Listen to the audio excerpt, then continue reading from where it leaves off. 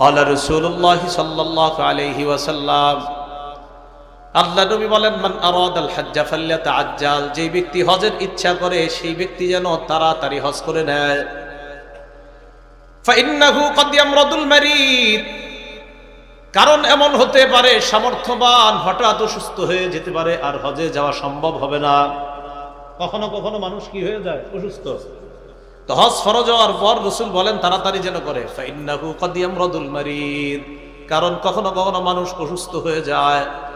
ওয়া তাদিল্লুদ দাল্লা, কখনো কখনো প্রয়োজনীয় জিনিসগুলা হারায়া যায়। প্রয়োজনীয় জিনিসগুলা হারায়া যায়। করোনার আগে আমিও হজের জন্য টাকা জমাইছি। করোনা ভাইরাস আসলো, হজে যেতে পারলাম না। হজের সময় জমানো টাকা বিভিন্ন জায়গায় দিতে হয়েছে।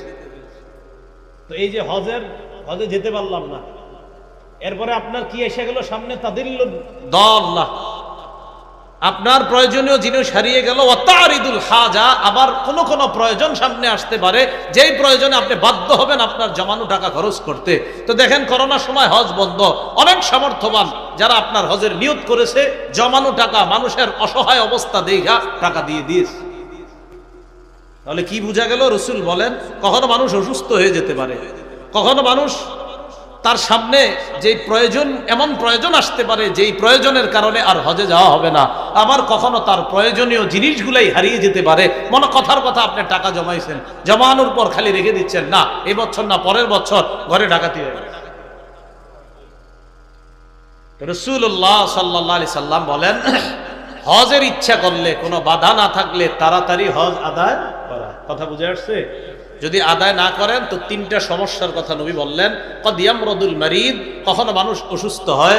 2 নাম্বার বললেন ওয়াতাদিল্লুদ দাল্লাহ, কখনো প্রয়োজনীয় জিনিস হারিয়ে যায়। 3 নাম্বার বললেন ওয়াতারিদুল হাজা, কখনো কখনো এমন প্রয়োজন সামনে আসবে যে আপনি চাইলেও হজে যেতে পারবেন না। করোনার সময় হাজারো মানুষ হজের ইচ্ছা করার সত্ত্বেও যেতে পারে না, কারণ নিষেধ। তো আল্লাহ আমাদেরকে বুঝার তৌফিক দান করেন। সূরা আলী ইমরানের 96 নম্বর আয়াতে আল্লাহ পাক রব্বুল আলামিন বলেন, ইন্না আউওয়ালা বাইতিন উদিআ লিন-নাস, নিশ্চয়ই প্রথম ঘর যেটা মানুষের জন্য স্থাপন করা হয়েছে, তৈরি করা হয়েছে, বানানো হয়েছে, লাল্লাযী বিবাক্কাতা, যেই ঘরটা মক্কায় অবস্থিত, মুবারাকা, যেই ঘরটা বরকতপূর্ণ ঘর, ওয়া হুদাল লিল আলামিন, এই ঘরটা পুরা বিশ্ববাসীর জন্য হেদায়েত। তো পৃথিবীর প্রথম ঘর, এই ঘরের ব্যাপারে আল্লাহ পাক রব্বুল আলামিন বললেন যে এটা পুরা পৃথিবীবাসীর জন্য হেদায়েতের মার্কাজ। নাসাই শরীফের 690 নম্বর হাদিসের বর্ণনা। ইব্রাহিম রহমতুল্লাহ আলাই তিনি বলেন, আমি আমার বাবার কাছে কোরআন শিখতাম, ফিসিক্কা, রাস্তায় বসে আমি আমার বাবার কাছ থেকে কোরআন শিখতাম। তিনি বলেন, করাতু আলা আবি ফিসিক্কা, আমি আমার বাবার কাছে কোরআন শিখতাম রাস্তায় বসে। ফাকরাতুস সাজাদা, আমি সিজদার আয়াত তেলাওয়াত করলাম। ফাসাজাদা, আব্বা সাথে সাথে রাস্তায় সিজদা করলেন। আব্বার কাছে কোরআন শিখি, রাস্তায় বসে শিখছিলাম। তো আমি সিজদার আয়াত তেলাওয়াত করলাম, আব্বা সিজদার আয়াত শুনে রাস্তায় সিজদা করলেন। সিজদার আয়াত শুনলে কি করতে হয়? সিজদা দিতে হয়। আমি আব্বাকে বললাম, আতাসজুদু ফিত তরিক, আব্বা আপনি রাস্তায় সিজদা দেন? তো আব্বা জবাব দিলেন, সামিআতু আবা যার রাদিয়াল্লাহু তাআলা আনহু ইয়াকুল সাআলতুন নাবিয়্য সাল্লাল্লাহু আলাইহি ওয়াসাল্লাম আইয়ু মাসজিদিন উদিআ আউওয়ালা,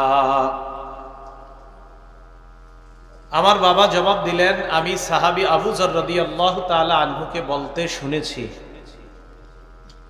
আবু যর রাদিয়াল্লাহু তাআলা আনহু বলেন, আমি রাসূলুল্লাহ সাল্লাল্লাহু আলাইহি সাল্লামের কাছে জিজ্ঞাসা করলাম, পৃথিবীতে সর্বপ্রথম কোন মসজিদটা বানানো হয়েছে? فقال رسول الله صلى الله عليه وسلم المسجد الحرام। রাসূলুল্লাহ সাল্লাল্লাহু আলাইহি সাল্লাম জবাব দিলেন, সর্বপ্রথম মসজিদে হারাম এটা বানানো হয়েছে। قلت ثم أي يا رسول الله، আমি জানতে চাইলাম এরপর কোন মসজিদটা বানানো হয়েছে। فقال رسول الله صلى الله عليه وسلم المسجد الأقصى। রাসূলুল্লাহ সাল্লাল্লাহু আলাইহি সাল্লাম বললেন, এরপর বানানো হয়েছে মসজিদে আকসা, বাইতুল মুকাদ্দাস বা বাইতুল মাকদিস বা আল আরদুল মুকাদ্দাসা, যেটাকে বলা হয় যে পবিত্র ভূমিতে অবস্থিত বাইতুল মুকাদ্দাস বা বাইতুল মাকদিস। এই বাইতুল মুকাদ্দাসটা এরপর বানানো হয়েছে, মানে যেটা মসজিদে আকসা। আমি এরপর প্রশ্ন করলাম, কামবাইনাহুমা, হুজুর মসজিদে হারাম আর মসজিদে আকসা যে বানানো হয়েছে, দুইটার মাঝে ব্যবধান ছিল কতদিনের?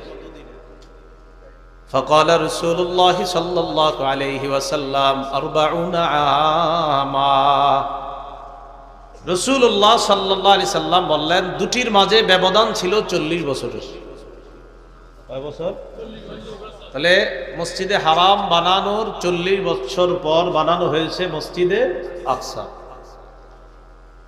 তো আল্লাহ বলেন, প্রথম ঘর যেটা মক্কায় অবস্থিত, তো এই ঘরের ব্যাপারে সূরা আলী ইমরানের 96 নম্বর আয়াতে আল্লাহ বললেন, ফিহি আয়াতুম বাইয়িনাতুম মাকামু ইব্রাহিম। আল্লাহ বলেন, এখানে অনেকগুলা নিদর্শন রয়েছে, যেমন মাকামে ইব্রাহিম আছে। আপনারা যারা হজে গিয়েছেন, কাবার পাশেই দেখবেন মাকামে ইব্রাহিম, ছোট্ট একটা সোনালী কালারের মিনারের মতো, এটার ভিতরে একটা ছোট পাথর আছে। তো এই কথা রাসূলুল্লাহ সাল্লাল্লাহু আলাইহি সাল্লাম জানায়া দিলেন, এটা প্রথম মসজিদ, ওটা দ্বিতীয় মসজিদ। ওই যে বাপেরে প্রশ্ন করছে, আব্বা আপনি রাস্তায় সিজদা দিলেন কেন? তো নবীজির হাদিস দিয়ে তিনি দলিল দিচ্ছেন। নবীজি আবু যরকে বললেন, আবু যর, আল আরদু লাকা মসজিদুন, দুনিয়ার জমিনটাও তোমার জন্য মসজিদ, সিজদা দেওয়ার জায়গা। অপবিত্র যদি না থাকে তুমি সেখানেও সিজদা দিতে পারবা। হাইসু আদরাকাতকাস সালাহ, আমার উম্মত যেখানেই নামাজ সুযোগ হবে, সময় হবে, মসজিদ যদি না পায়, পবিত্র মাটিতে সিজদা দিলে নামাজ পড়লেও আদায় হয়ে যাবে। এটাই উম্মতের বৈশিষ্ট্য। অন্যান্য উম্মত কিন্তু যে কোনো জায়গায় সিজদা দিলে হবে না, নির্দিষ্ট জায়গায় গিয়ে ইবাদত করতে হতো। তো আল্লাহ পাক রব্বুল আলামিন প্রথম ঘরের ব্যাপারে বললেন, আর এটার আশেপাশে যে নিদর্শন, এটার ব্যাপারেও বললেন। এরপরে আল্লাহ বলেন, ওয়ামান দাখালাহু কানা আমিনা, এই মসজিদে যে প্রবেশ করবে সে নিরাপদ হয়ে যাবে। পরের আয়াত 97 নম্বর আয়াতে আল্লাহ বলেন, ওয়ালিল্লাহি আলান নাসি হিজ্জুল বাইতি মান ইসতাতা ইলাইহি সাবিলা। যাকে আল্লাহ এই পরিমাণ সামর্থ্য দিয়েছে যে তিনি এই টাকা দিয়ে, এই সামর্থ্য দিয়ে আল্লাহর ঘর পর্যন্ত যাওয়ার সামর্থ্য রাখে, ওই ব্যক্তি আল্লাহর জন্য হজ করা ফরজ করা হয়েছে।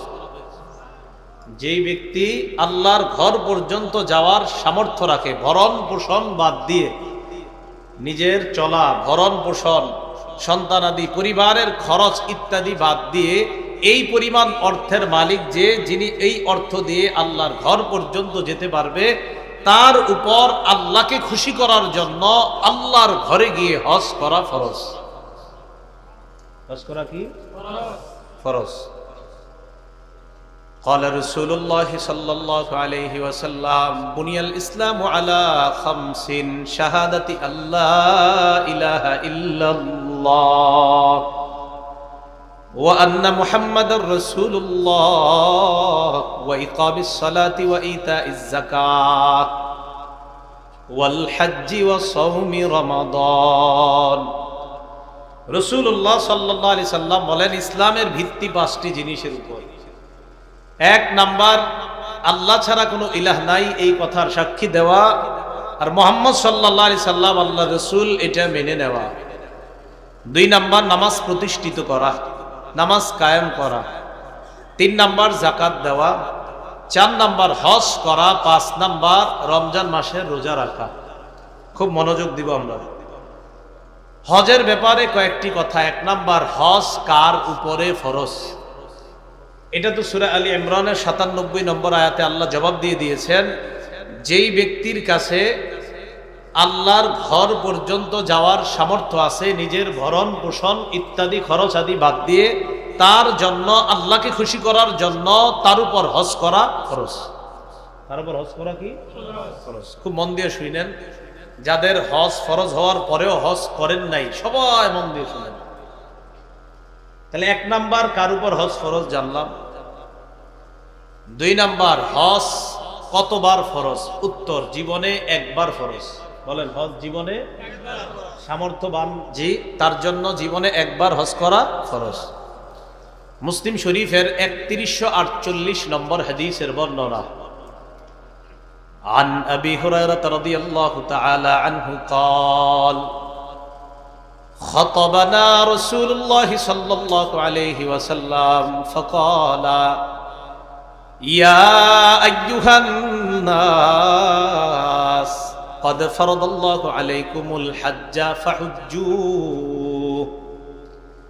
আবু হুরায়রা রাদিয়াল্লাহু তাআলা আনহু বলেন, রাসূলুল্লাহ সাল্লাল্লাহু আলাইহি সাল্লাম আমাদের উদ্দেশ্যে ভাষণ দিচ্ছিলেন। ভাষণের এক পর্যায়ে রাসূলুল্লাহ সাল্লাল্লাহু আলাইহি সাল্লাম বললেন, হে জনগণ, আল্লাহ তোমাদের উপর হজ ফরজ করেছেন, অতএব তোমরা হজ করো। এতটুকু অনুবাদ বুঝছেন? আল্লাহ তোমাদের উপর হজ ফরজ করেছেন, অতএব তোমরা কি করো? হজ করো। ফাকালা রাজুলুন আকুল্লা আমিন ইয়া রাসূলুল্লাহ।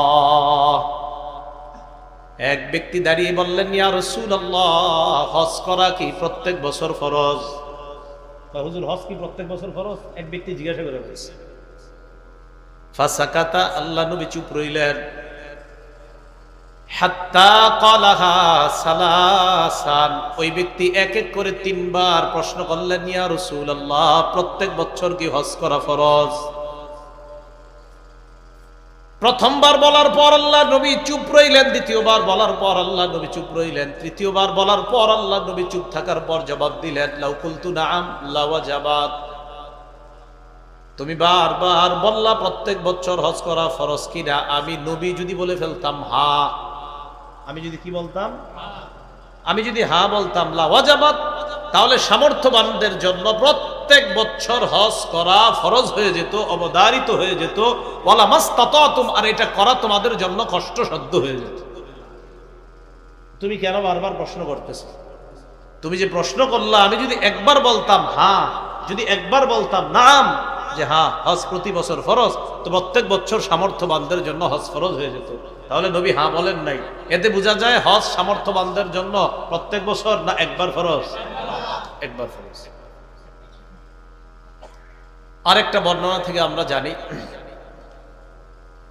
ইবনে মাজাহ কিতাবের নাম, এই কিতাবের 2886 নম্বর হাদিসের বর্ণনা।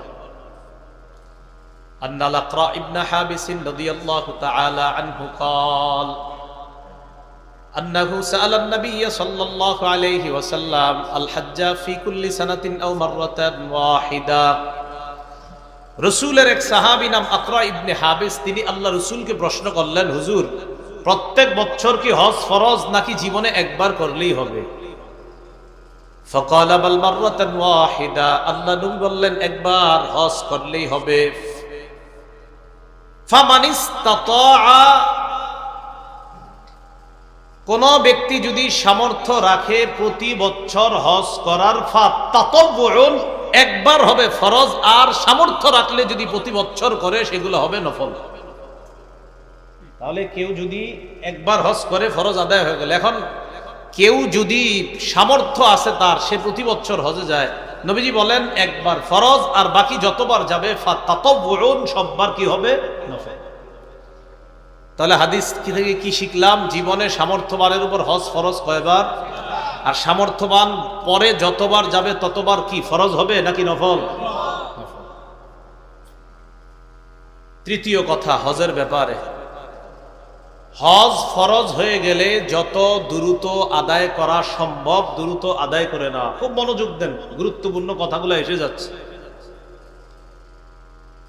ইবনে মাজার 2883 নম্বর হাদিসের বর্ণনা। এই হাদিসের বর্ণনাকারী আব্দুল্লাহ ইবনে আব্বাস রাদিয়াল্লাহু তাআলা আনহুমা ফজল থেকে বর্ণনা করেন, অথবা আও আহাদিহিমা আনিল আখর, মানে আব্দুল্লাহ ইবনে আব্বাস ফজল থেকে হাদিসটা বলেছেন, অথবা ফজল আব্দুল্লাহ ইবনে আব্বাস থেকে বলেছেন। দুইজনের একজন, হয়তো তিনি তার থেকে বা সে তার থেকে, অথবা তিনি তার থেকে, এইভাবে দুইজনের একজন নবীজির থেকে হাদিসটা বলছেন। ক্বালা রাসূলুল্লাহ সাল্লাল্লাহু আলাইহি ওয়াসাল্লাম, আল্লাহ নবী বলেন, মান আরাদাল হজ্জা ফালইয়াতাআজ্জাল, যেই ব্যক্তি হজের ইচ্ছা করে সেই ব্যক্তি যেন তাড়াতাড়ি হজ করে নেয়। ফাইন্নাহু ক্বাদ ইয়ামরাদুল মারিদ, কারণ এমন হতে পারে সামর্থ্যবান হঠাৎ অসুস্থ হয়ে যেতে পারে, আর হজে যাওয়া সম্ভব হবে না। কখনো কখনো মানুষ কি হয়ে যায়, অসুস্থ। তো হজ ফরজ হওয়ার পর রাসূল বলেন তাড়াতাড়ি যেন করে। ফাইন্নাহু ক্বাদ ইয়ামরাদুল মারিদ, কারণ কখনো কখনো মানুষ অসুস্থ হয়ে যায়। ওয়া তাদিল্লুদ দাল্লা, কখনো কখনো প্রয়োজনীয় জিনিসগুলা হারায়া যায়।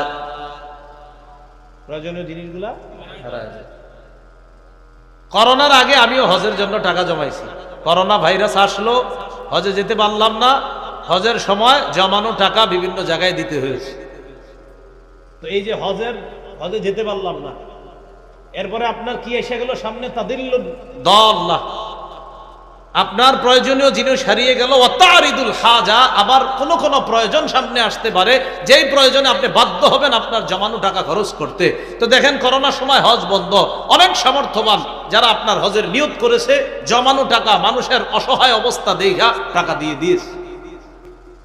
তাহলে কি বোঝা গেল? রাসূল বলেন কখনো মানুষ অসুস্থ হয়ে যেতে পারে, কখনো মানুষ তার সামনে যে প্রয়োজন, এমন প্রয়োজন আসতে পারে যেই প্রয়োজনের কারণে আর হজে যাওয়া হবে না।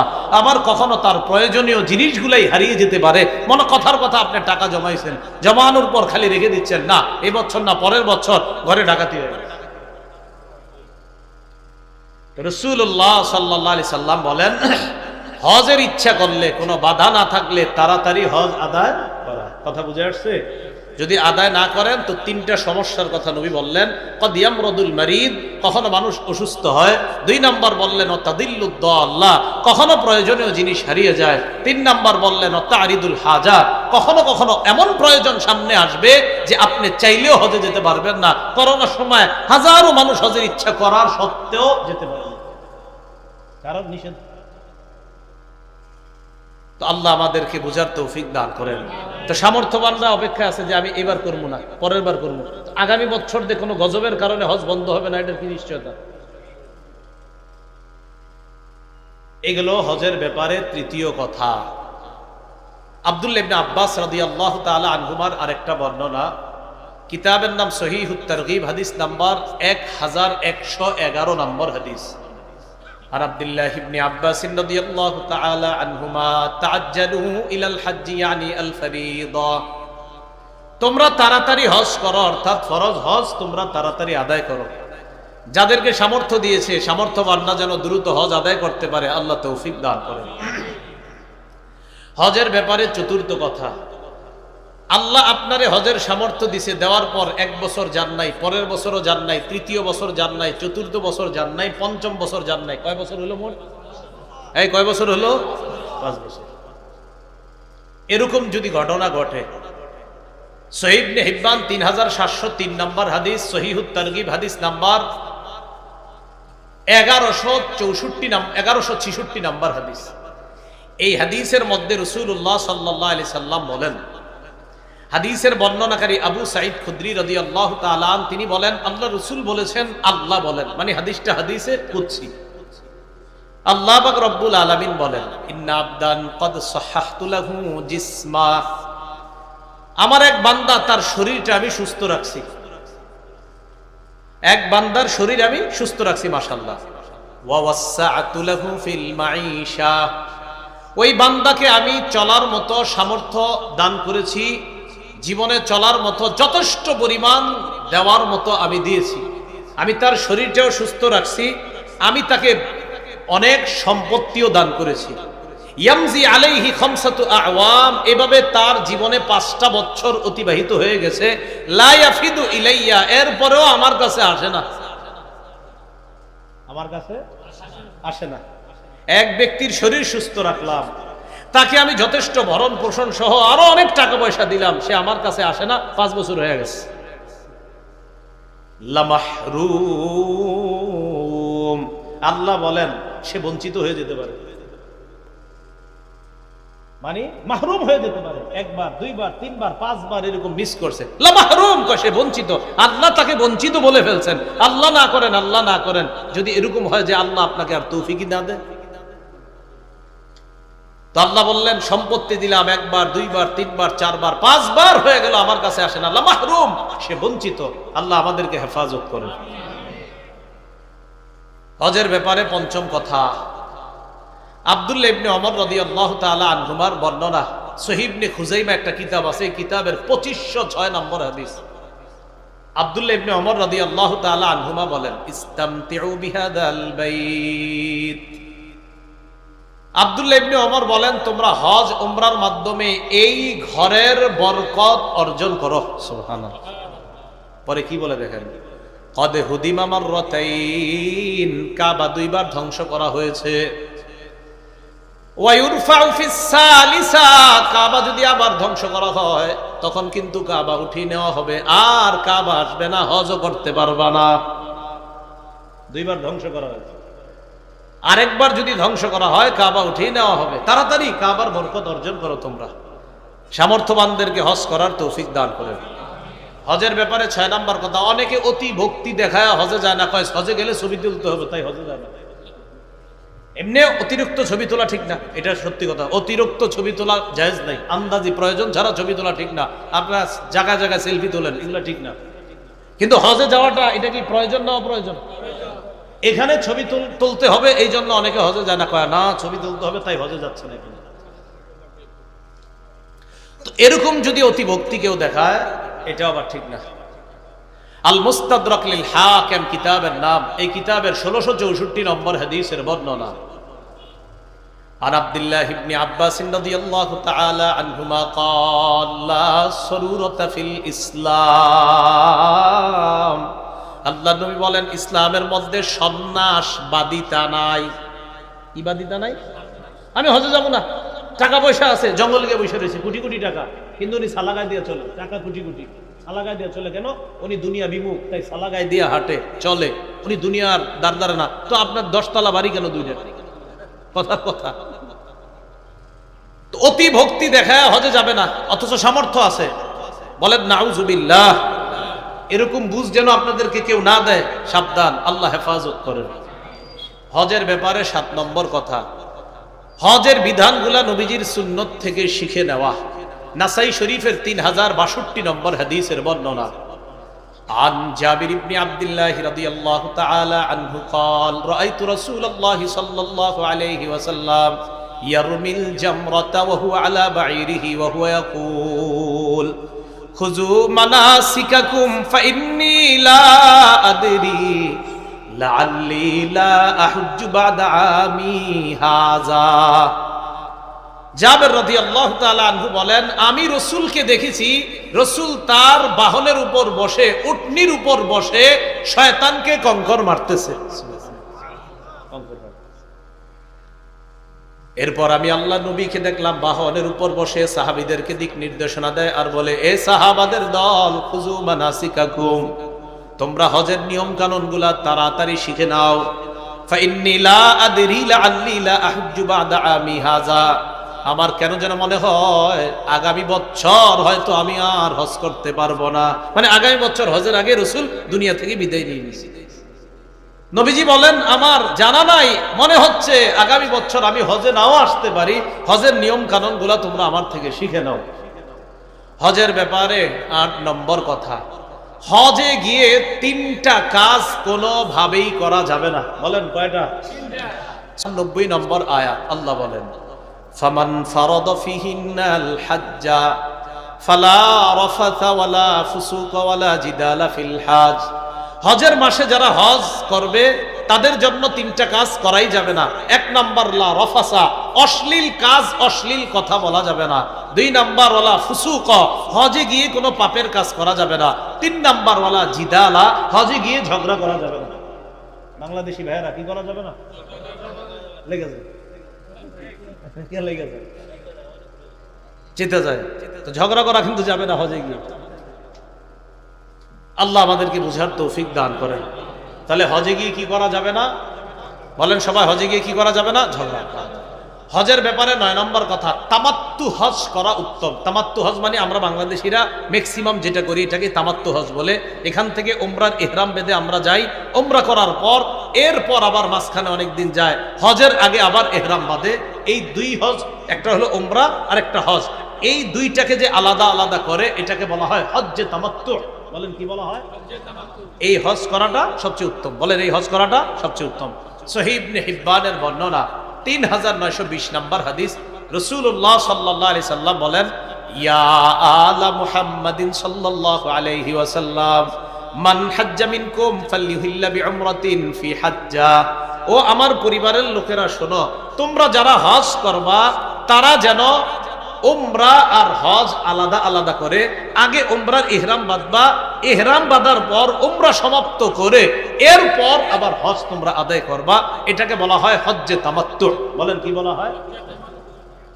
তাহলে হজের ব্যাপারে 9টা বিষয় আমরা জানলাম। আল্লাহ পাক রব্বুল আলামিন আমাদের সকলকে, যারা হজের আলোচনাটা শুনলাম, সামর্থ্যবান যারা হজ না করে বিশাল বড় বড় অট্টালিকা ইত্যাদি বানায়, যদি হজ না করে থাকে তো তাকে বলে দিবেন, ভাই তাড়াতাড়ি হজে যান, না হয় কিন্তু বঞ্চিত হয়ে যেতে পারেন। আল্লাহ পাক রব্বুল আলামিন ধৈর্যের সাথে আপনারা এই গরম উপেক্ষা করেও যারা বসেছিলেন সকলকে যেন আল্লাহ পরিপূর্ণ প্রতিদান দান করেন, উভয় জগতে যেন আল্লাহ জাযায়ে খায়ের দান করেন। আমিন ওয়া আখিরু দাওয়ানা আনিল হামদুলিল্লাহি রাব্বিল আলামিন।